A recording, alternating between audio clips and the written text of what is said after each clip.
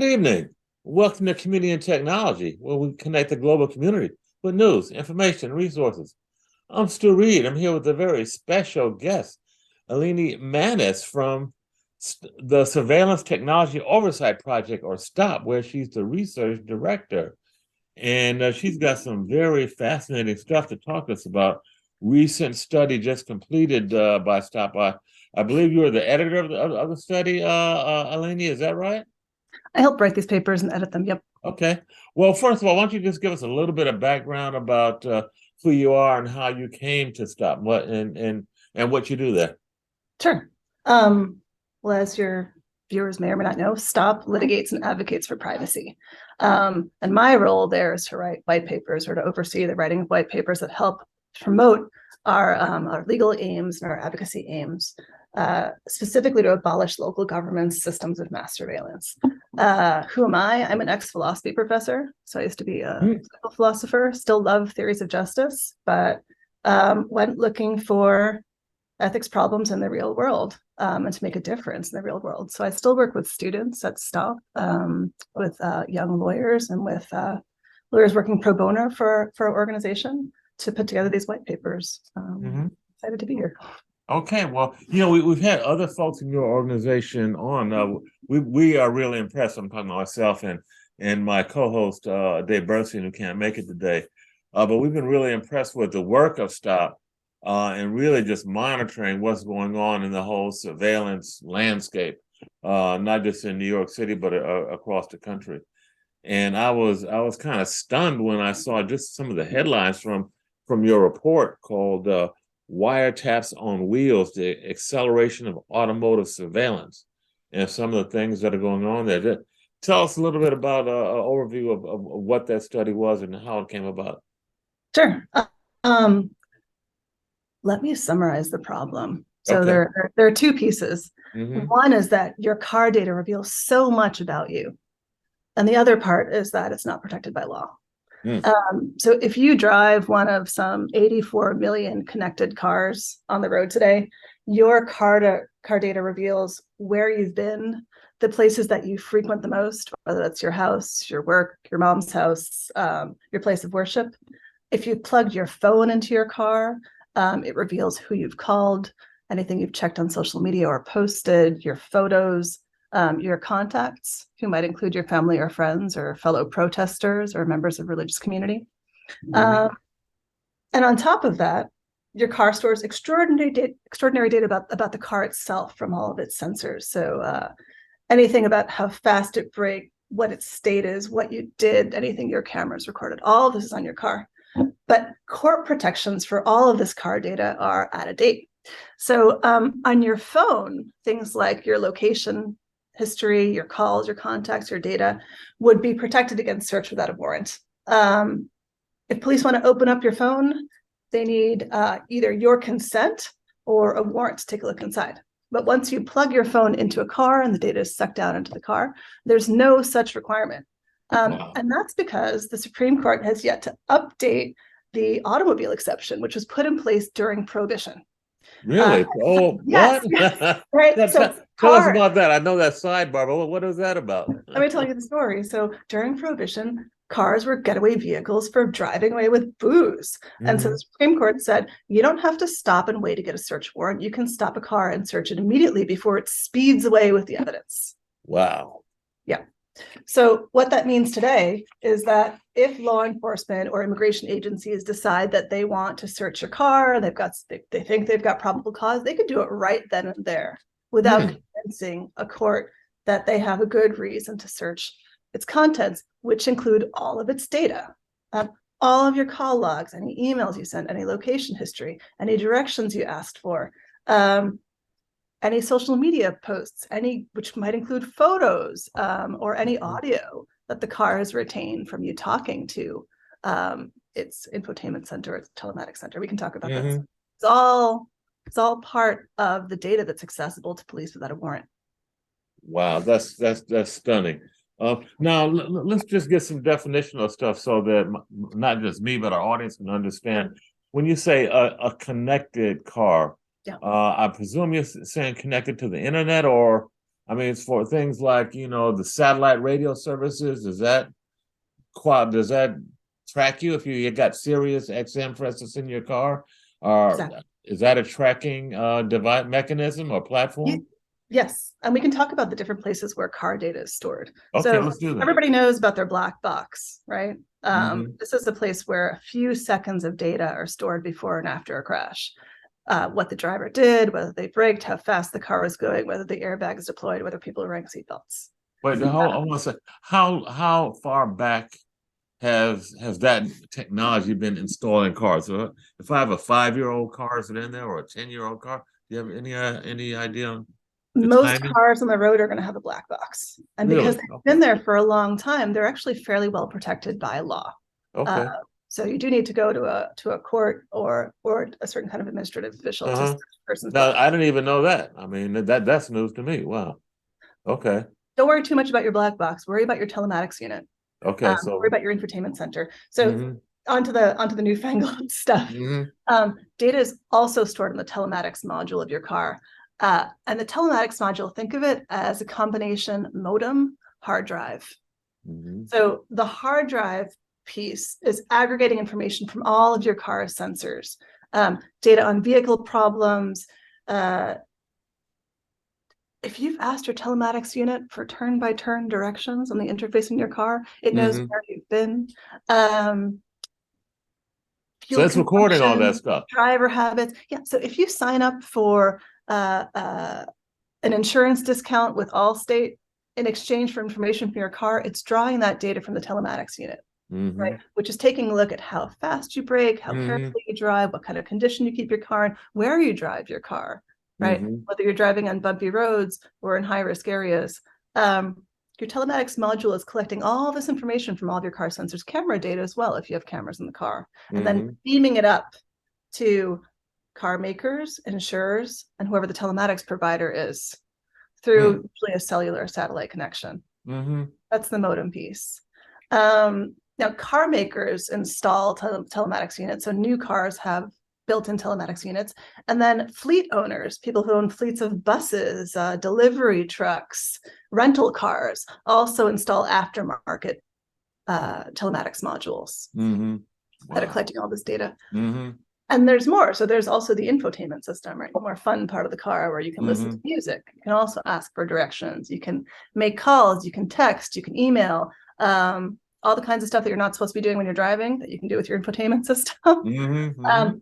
All of that information is also shared through what I'm calling the modem, the telematics module, right? Through that cellular or satellite connection with car makers, infotainment providers who are usually big tech giants like Apple or Google, along with any other apps that you've installed on your car's infotainment center. So if you've installed, we don't even get permission for that, do we? Or is that in the purchase agreement? Do you think? Or so you're let me think for a moment. So what I think you're asking me is, can I opt out of this data collection? Yes, I guess that's it. Yeah. So what I should say about that is that you can't erase your car data once it's been collected. Most people don't know that data collection is happening in the first place. And if you want to stop the data collection, you have to opt out of key features of your car. So if you don't want your telematics module to collect data about your location, or specifically to collect a location history that goes back maybe 6 months, you may well have to opt out of emergency roadside services. Now, your telematics company doesn't need to know where you've been for the past 6 months or what your favorite locations are to help you at the side of a road right now. They need to know where you are at this moment. But typically the policies are such that you have to agree to expansive data collection, needless data collection, to get important services like emergency roadside service. As for infotainment systems, if you use an infotainment system, you're typically agreeing to its terms of service, as you do with any app you use on your phone. Yeah, sure, right? sure. So like if I use a streaming service to play music, I'm agreeing to whatever the terms of service are of that streaming service. And so if you use your infotainment system to place calls, it's there, you plug in your phone, you place a call, you're agreeing to the kinds of data collection that would be happening. Call logs, information about your contacts, anything else that might come off of your phone in the process of making that call. Wow. Yep. Wow. So now, is anybody talking about this stuff other than you guys? I mean, this report is in my mind is kind of groundbreaking and eye-opening. This is a totally new information from where I sit. Have other folks been talking about it? So folks are talking about it. I think the reason you're not hearing as much about it is because car companies, insurers, telematics companies don't give us any data on how many law enforcement requests for data they actually get. And so Google, for example, Apple report law enforcement requests on a quarterly or 6-month basis. And so we can point to that data to say, look at the kinds of access to car data that are happening. But we don't know exactly how much server data is being accessed by law enforcement. I can tell you something about how law enforcement is getting the data and then what we know about those particular instances of access. Okay, yeah, please do. Yeah, so for example, 2 different ways to get car data. 1 off of a car itself and 2 off of company servers. So let's talk about physically extracting data from a car first. To do that, you want to get a device from the Burla company. It sells an IDE device exclusively to law enforcement. That it's a car hacking tool. Kind of like Celebrate has a cell phone hacking tool. It's a car hacking tool. You plug a car into it, and it extracts a forensic copy of the car's entire telematics and infotainment unit. It makes it indexable and it makes it searchable, and it provides access to your navigation history, recent destinations, favorite destinations, call logs, contacts, texts, emails, pictures, any video, any social media feeds. Does it require a physical connection to with extract that data? Yes. What's the actual mechanics of that? This is it's a device that you plug into, that you plug a car into. So it's for cars that are already on the radar of law enforcement. But think about it. If you've got a rental car, there's one rental car that had data from 70 phones on it when it was hooked up to a Burla. That's 70 phones worth of data, most of whom probably concern people who simply rented a car and had no idea that they were on law enforcement's agenda. How much do we know about the use of Burla? Well, we know, for example, that CBP purchased tens of thousands of dollars of virtual Burla devices in the past year. Who did that? Immigration agencies, okay. Border Patrol, are using Burlas as part of their fairly broad location tracking agenda. So immigration agencies are all over cars' location data. They use license plate data. They're using location tracking cell phones now to track immigrants. And they're using Burlas to track cars. And as we've only talked a little about this so far, but because there is no constitutional protection against search of a car without a warrant, who knows who immigration agencies are using Burla devices on, right? Anybody who crosses the border that they think they've got probable cause to search might be hooked up to a Burla and have their entire social network, location history, anything else about their lives, right? A really intimate portrait of who they know and where they've been, hands of an immigration agency that we don't trust for, either discretion or good sense. So that's physical distraction. Did you want to ask a question before I talk? No, go ahead. Go ahead. Okay. So the other way to get car data is to get it off of company servers, by which I mean insurers servers, telematics company servers, infotainment company servers, car maker servers, anybody else who for business reasons has access to all this data about give us some examples, Eleni. Who might those typical companies that have that data, who might they be? Yeah, so like Ford, for example, might well have all of the telematics data for Ford vehicles on the road. And it may well be collecting this data simply because it wants to know how to market things to its customers or how to improve its products. The truth is that once it's on those servers, police or law enforcement can simply request it, much as they request that data from Google. It's the same location data. It's the same data about people's contacts. It's the same cell phone-like data that we know is requested from big tech giants. Now, I may have said this already. We don't know exactly how many server requests car makers are getting or insurers are getting. They don't report this information. Car makers don't report it. Insurers don't report it. Rental car companies, I've tried all over to try to get data on, how many law enforcement requests for data are you getting? And we finally landed on Uber and Lyft who do disclose the number of law enforcement requests that they get. Now, if car makers are getting a proportional number of requests, we estimated that they're getting hundreds of thousands of requests from law enforcement for car data on an annual basis. Now, if they haven't gotten up to that point, it's simply because they haven't figured out that they can exploit car data. That is there. There.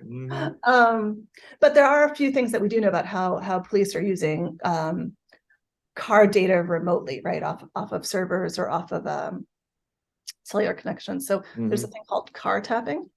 Now, car tapping? Car tapping. It's now wiretapping. Yeah. So we know, for example, that the FBI went through a car's emergency response system to listen to what was happening in a car for 30 days. It then complained when the telematics company that was providing this data refused to offer more. Wow.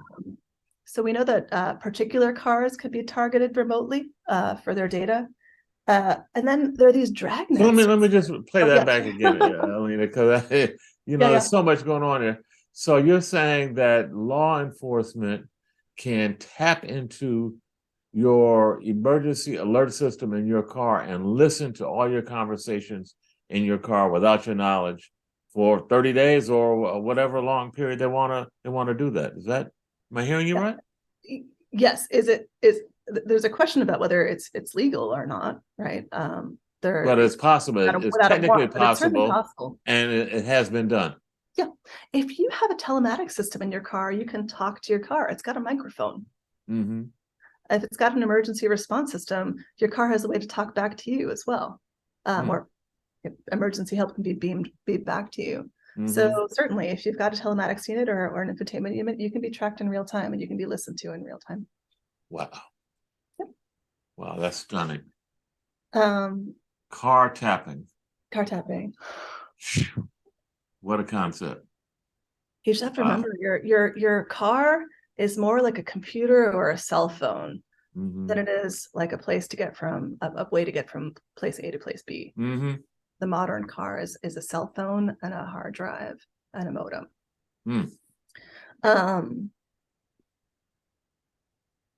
So there's another way that we should talk about accessing car data, and that's through servers. It's for kind of dragnet searches. So suppose law enforcement is looking for a certain kind of person. They're looking for people who went to the protest at Washington Square Park last week. They're looking for people who crossed state line. Prosecutors are looking for people who cross state lines to obtain an abortion in a state where it's allowed. And law enforcement doesn't know exactly who to target. They know the kind of person they're looking for. They could also ask companies with car data for everybody whose car parked within a certain radius of Washington Square Park, or for everybody, especially who parked at the parking garage right next to the abortion clinic. Where looks like the geofence data. Exactly. It is a new geofence. So I'm not sure who's listening right now, but a geofence warrant is a warrant served to a big tech company like Google that asks for all of the user accounts, typically on phones or mobile devices, that pinged in a certain area at a certain time. So law enforcement can serve a geofence warrant to Google for everybody whose phone or mobile device pinged in Washington Square Park during a protest last month. Or for, prosecutors can ask Google for everybody whose cell phone or mobile device was within an abortion clinic at a given time and who, where the account was registered in an abortion restrictive state. You could, I don't even want to say hypothetically, I don't know if it's being done, but you certainly could, and I'd be surprised if law enforcement is not or will not in the near future, use car data in the same way. These car companies' servers have the same data. Their location data may be even better than that they can get from Google. And they have certainly the same kinds of cell phone data, contacts, communications, social media feeds, photos, anything else that you might wish for that is on a protected cell phone, you might well get through the servers of a car company. Google and Apple are under, big tech giants are under significant pressure not to give up user data. Car companies, insurers, telematics companies, who even knows what a telematics company is? It might well be better for law enforcement to press these companies that are under less public scrutiny to stop sharing user data to do exactly that. So who are some of them? You say telematics companies. Are those the companies that make the infotainment devices that are in the car, or who's that population? The telematics companies. Yeah, so let's do a little bit of disambiguation. So you access your telematics unit and your infotainment center through the same module on your car. It's typically that if you've got a recent model car, there's a screen. Mm-hmm. If you ask for turn-by-turn directions, you're probably talking to your telematics unit. If you call up Google Maps, you're probably talking to your infotainment center. Okay. But you're, and I think I've missed a little bit of your question, but telematics companies are companies who are they? I mean, can you GM OnStar, Toyota Connected Services, Nissan Connect, Ford, Sync, Mercedes Me Connect. Okay. Where they come up with that name. Mm-hmm. Car companies typically have subsidiaries that are telematics companies. And then there are the ones that are associated with fleets. So these aftermarket products that you can also add your fleet of buses or your fleet of trucks to check up on your drivers and your vehicles and see where they're at. Wow, that's some stunning stuff. Yeah, the infotainment companies. So there is Google's Android Auto, Apple has CarPlay, and Nokia developed the first infotainment system that I'm aware of. It's called MirrorLink. Those are the three key infotainment companies. Wow.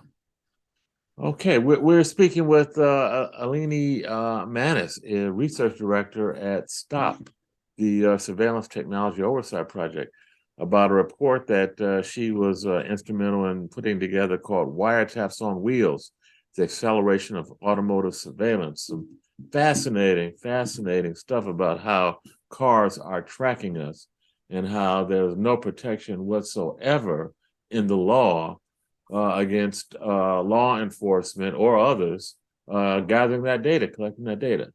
But we're going to take a brief break, and we'll be right back. Are you listening to Community Technology on WHCR 90.3? Stay tuned.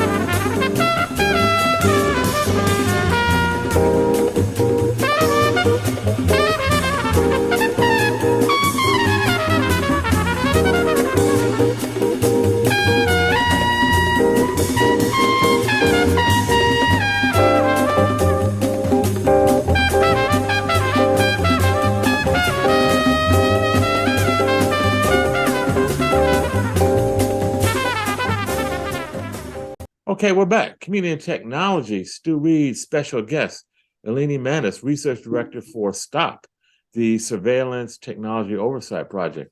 And we're talking about their recent study called Wiretaps on Wheels, the Acceleration of Automotive Surveillance.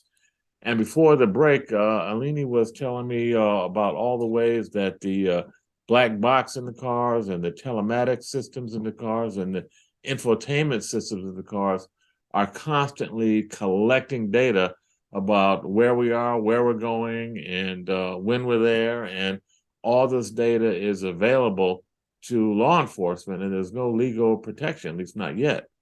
So I want to delve down a little bit on that, Eleni, about some of the legalities of this. You say there's no legislation to protecting folks, as there is with your cell phone data, for instance.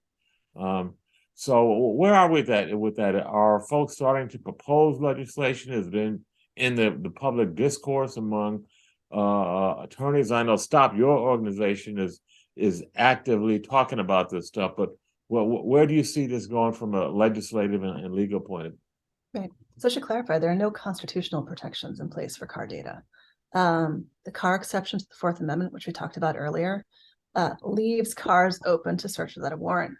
And on top of that, once data is beamed off of cars and shared with car makers or insurers or telematics companies or infotainment companies or app companies, it loses its protection or any protection it had against search without a warrant due to the third-party doctrine, which says that, for any privacy rights that you have over your data, once you share that data with another party, like a company, you've given up whatever privacy rights you once had. So from a computational perspective, you might think that car data is in bad shape, but there are some encouraging precedents. We talked about car tapping, listening to a car in real time. At the very least, police probably need a warrant to car tap to get real-time access to a car's radio. And then Fourth Amendment protections are growing in the area of digital data, and we could see those extensions, those protections growing to cover car data if the court rules the right way. So, for example, one SCOTUS case, Riley versus California, established a warrant requirement for accessing a cell phone's digital contents.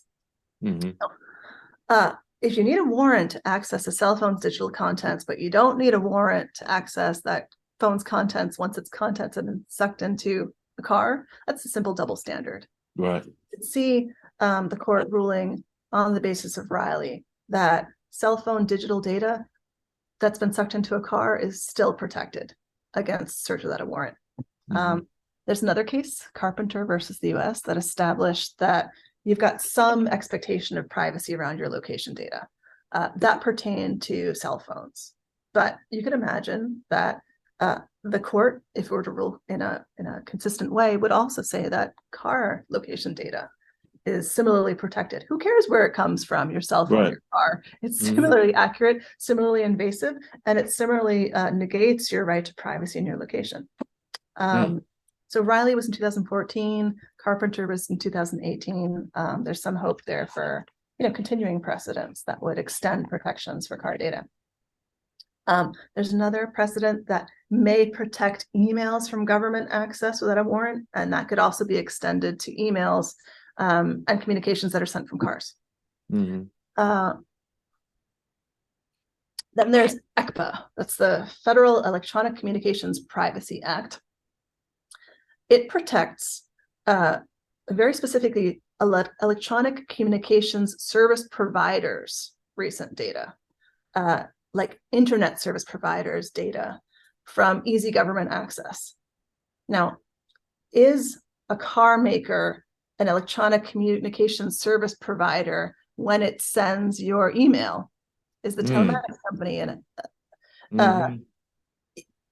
ECPA could be extended to cover the users' communications data, drivers' user communications data that's held by car makers, but it hasn't yet. And some states have also established their versions of ECPA. So they have Electronic Communications Privacy Acts, like California. And in California, the law does apply to communications stored on cars. And the Californian version of ECPA requires a warrant before collecting car data. If I check my notes carefully, there is a company that is being sued right now under California's Electronic Privacy Act for violating California drivers' privacy when it collected and then sold California drivers' location histories. Wow, actually selling the history. So it's not just law enforcement. There's commercial opportunities in moving this data around. Is that what I'm hearing? Yes, but law enforcement loves to buy commercial data. Oh, okay. Right. So they're data a big that you customer. can't collect easily, why not just buy it off the shelf? Right. It's available for marketers, but it's also incredibly useful to law enforcement. And that's true of car data. It's true of utility data, also sorts of other kinds of dossiers of personal data that can be used to track over-policed communities like immigrants, people of color, protesters, Muslim Americans, LGBTQ plus people, other over-policed communities. Police buy it if you can't collect it legally, or if it's just simpler to buy. Another place where we could see car data protected is it's the Federal Driver's Privacy Act. This protects your black box data, but the DPA could be extended to cover telematics and infotainment centers. And it should be, right?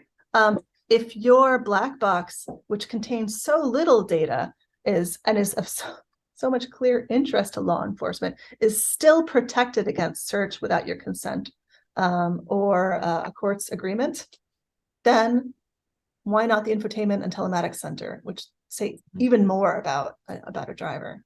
I may have misspoken there. The DPA requires a court's agreement or a certain lesser standard, not a warrant for accessing a black box. We also think that rules that govern financial entities and insurance companies might also be used to protect customers' data. So, for example, there is a safeguards rule that was issued that requires financial companies to safeguard their users' data, their customers' data. And most cars are financed. So car financiers have an incentive, depending on how this rule is enforced, to protect the user data of the drivers whose cars they finance. Likewise, there are state laws that require insurers to protect customers' data. If enforced in the right way, that can be used to incentivize insurers to delete sensitive customer data, right? Deleting data is the best way to safeguard data. More data that financial companies take an interest in deleting in a timely way, or that insurers take an interest in making sure that data is deleted in a timely way, the less law enforcement access, right? Because the data won't exist. Those are the places where we see hope. I can tell you what we want. Yeah. Now, let me just, you say you see hope there, and you got these various laws as they apply to insurers, to finance companies, to protect the driver himself or herself. Is anyone, I mean, this stuff has to be tested or taken to court or adjudicated in some way. I mean, doesn't something have to happen before there's some ruling or some answers on these questions as to whether or not these protections are real? Yeah, so there are court cases where rental car companies have been sued for failing to safeguard customers' data. And we've also seen companies like Autonomo that sell car data sued under California law for failing to protect drivers' data. But I wish we saw more. I think there's a basis for more as soon as we can find out how much data car makers are sharing with law enforcement, how much data insurers are sharing with law enforcement, how much data telematics and infotainment companies are sharing with law enforcement. We simply don't know. I guess it's not enough to know that they can. You have to know that they are. And as you say, you got to be able to quantify it and specify it. I mean, this is something that can only happen if we pressure companies to give up the data, right? Much as Google and Apple responded, and Amazon responded with data on law enforcement requests for user data after public pressure to reveal it. And so we're, with this paper, we're calling attention to the fact that there's so much that we don't know about how data that is absolutely comparable to that held by tech giants. It's held by car companies, by insurers, by telematics infotainment companies, and how ripe it is for exploitation by law enforcement agencies. So what was the most surprising thing to you that you found in the course of putting this study together? The most surprising thing, I will admit that I did not know how much data my car had on me. I plug in when I drive a car, I plug in my phone, I got a charge, right? I'm the person who never has a charged phone. Right. Every time I've plugged my phone into a car, into a modern car, into a connected car, it's taken all that data off of my phone. Second it my phone's dead. Second it's charged up, that data is in the car. Wow. And I can't delete it, right? It can be overwritten eventually, but it's just there. And the other thing that surprised me is the amount of car data that is being resold. So people who work in the privacy arena know that cell phone data is being resold, utility data is being resold. But guess what? Car data is being resold too. Until recently, a company called SafeGraph was selling abortion clinic visitors data, sourced in part from cars. Autonoma, the company that's being sued under California law, sells what it calls insights from telematics data. But who knows exactly what it's selling? Is it selling drivers' telematics data, showing how individuals or groups of individuals, I don't know, brake, drive, where they go, what their patterns look like? That data in other contexts has been exploited to track individuals, has been exploited by immigration agencies to track people down. And when I first started this paper, I, like most of us, was unaware that cars collected so much data and that it was being exploited in so many different ways. Wow. This stuff is fascinating, and we really have a surveilled society on so many levels. And you kind of think you're kind of protected in the cocoon of your car, and you're not really being watched, but you're being watched and listened to. And wow. So what else, Eleni? I mean, what haven't we talked about? What else did your report find, or conclusions, or recommendations? Maybe that's a good thing. Do you have any recommendations to the public, or to law enforcement, or municipalities? What are some of the report's recommendations? Yeah, well, I'm going to wink at you while I say that we need to shift car data surveillance into reverse. Okay. We need to stop it in its tracks, and we need to put brakes on warrantless car searches. Okay. There are just so many opportunities to pawn around cars, but in all seriousness, we need laws that limit the collection of car data, laws that limit the retention of car data so it's deleted in a timely way and is not accessible to law enforcement. And we need laws that prevent the sharing of car data so that law enforcement can't go to Autonomo or SafeGraph or another data reseller and get people's location data. And we need to make sure that companies don't require people to opt out of their services to, I'm sorry, let me put this differently. It's important that passengers have the option of opting out of data collection when using their telematics or infotainment units, at least for the most essential functions. If you're going to use commonly used or really important functions like GPS functions, emergency roadside services, that shouldn't be dependent on handing over all of your data. Right now, companies have drivers and passengers over a barrel, and that shouldn't be the case. There should be a warrant requirement for searching a car, much as there's a warrant requirement for searching a cell phone, because cars have at least as much data, connected cars do. And then there's a question about whether the FCC can, and I think it can regulate telematics companies. These companies use wireless networks to beam data off of cars. So there's an opportunity there to require them to safeguard the data that they're exporting to companies' servers.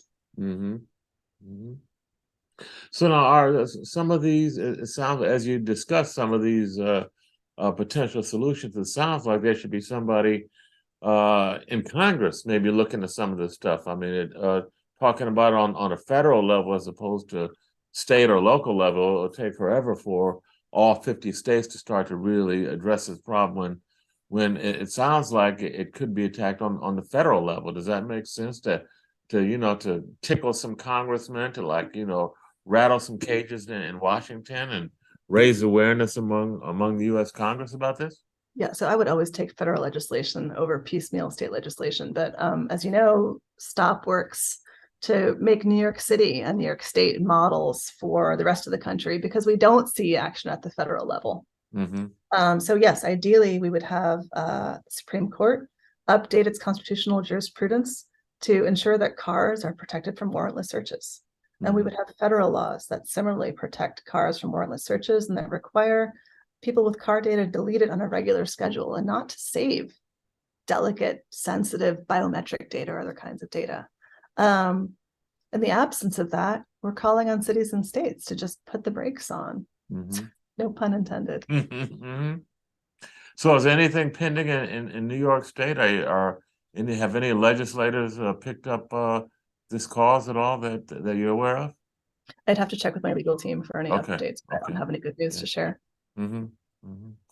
Wow, this is fascinating stuff. We're talking to Eleni Manis, Research Director at the Surveillance Oversight Technology Project, or STOP, about a recent report, Wiretaps on Wheels, the Acceleration of Automotive Surveillance. And it really does sound like it's accelerated. It sounds like it's really kind of taken off.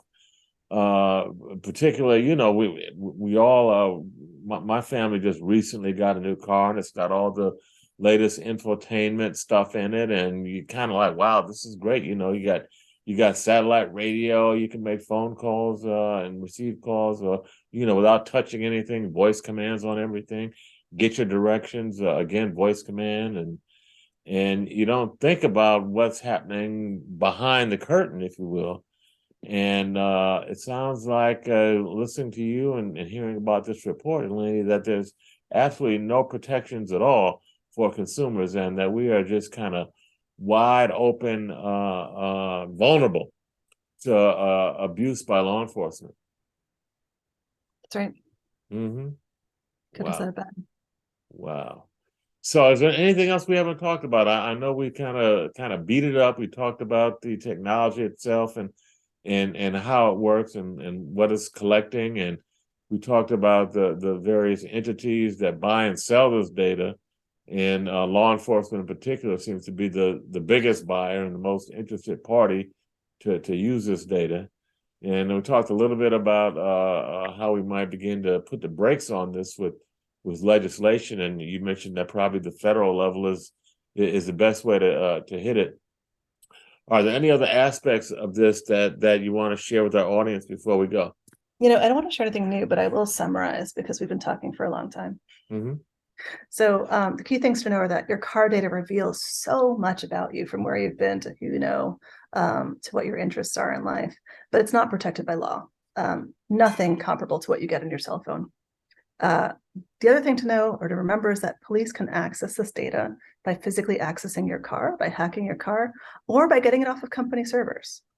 And they can use it to track particular individuals of interest, or they can use it to do a dragnet search for people who fit a certain profile, people who are seeking an abortion, people who are seen crossing a border at a given time, people who are near a protest. So we're all vulnerable.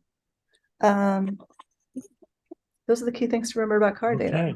So, yeah. All right. Well, I want to thank you. We were speaking with Eleni Manis, Research Director at STOP, the Surveillance Technology Oversight Project, about a really stunning piece of work that she helped put together called Wiretap on Wheels, the Acceleration of Automotive Surveillance. This is a topic that we really need to keep an eye on. I thank you for sharing. Thank you for having me. It's been a pleasure. Okay, and hope to have you back maybe somewhere down the road where you can give us an update of what's going on. I'd love that. Okay, thanks again. This has been Community and Technology on WHCR 90.3 FM. Stay tuned. More information, news, and entertainment. And be sure and check out Community and Technology every Wednesday, 5 to 6 p.m. Thanks for tuning in. Good night.